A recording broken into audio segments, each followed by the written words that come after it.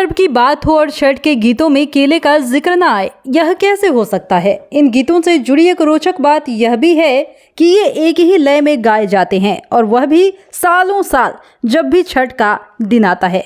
शारदा सिन्हा ने छठ के तमाम गीतों में केला का जिक्र जरूर किया है और उन्होंने उन्हीं गीतों से प्रसिद्धियां भी पाई है। अभी आपको बता दें कि छठ गीत की चर्चा जब भी होती है तो उसमें केले का जिक्र जरूर मिल जाता है, क्योंकि केले में भगवान विष्णु का वास होता है, इसलिए यह फल अधर्य में काफी शुभ माना जाता है। छपरा में छठ को लेकर धूम है, बाजारों से लेकर घाट तक रौनक दिखने लगी है। छठ संबंधित खरीदारी के लिए लोगों का बाजार में भीड़ लगना शुरू हो गया है। छठ की सामग्री में फल का विशेष महत्व है, ऐसे में केला फल का मुख्य महत्व होता है। फल मंडियों में केला का खासा मांग होता है। ऐसे में छपरा के बनाना मैन के नाम से मशहूर रामेश्वर सिंह की चर्चा करना लाजमी हो जाता है। अपने कृषि पद्धति के लिए मशहूर और केले के खेती में महारत हासिल कर चुके रामेश्वर सिंह के केला का बाजारों में विशेष मांग रहता है। जैविक विधि से तैयार किए गए केले को लेकर स्वाद और टाइम टेन्योर का विशेष महत्व रहता है।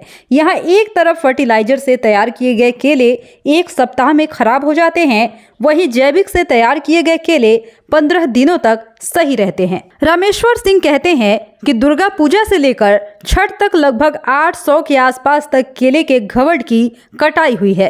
शेष अभी 1000 के आसपास केले के फसल खेत में लगे हुए हैं, जो अलग अलग अवसर पर काटे जाएंगे। छठ पूजा के अवसर पर 300 रुपए प्रति घवड़ बिक्री हुई है, जबकि दुर्गा पूजा और दिवाली के समय 250 रुपए प्रति घवड़ की बिक्री हुई थी। छपरा और आसपास के जिलों में जैविक खेती के केले का विशेष मांग रहता है। कुल मिलाकर 2.5 लाख रुपए के केले की बिक्री हो चुकी है। 800 हम स्टार्ट किए केला का खेती। जब हम वर्मी कंपोस्ट अपना बनाना शुरू किए तो हमको लगा कि फलदार खेती करना चाहिए, फल का केला वगैरह का खेती करना चाहिए, क्योंकि धान गेहूँ से कुछ किसान को मिलता नहीं। कितना साल का निकल जाता है यहाँ से आमद? लेबर कॉस्ट और सब काट करके 2.5 से 3 लाख रुपए तो आ जाता है इजीली।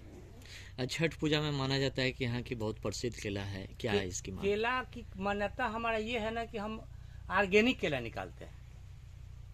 हम कोई फर्टिलाइजर नहीं डालते हैं, कीटनाशक नहीं डालते हैं।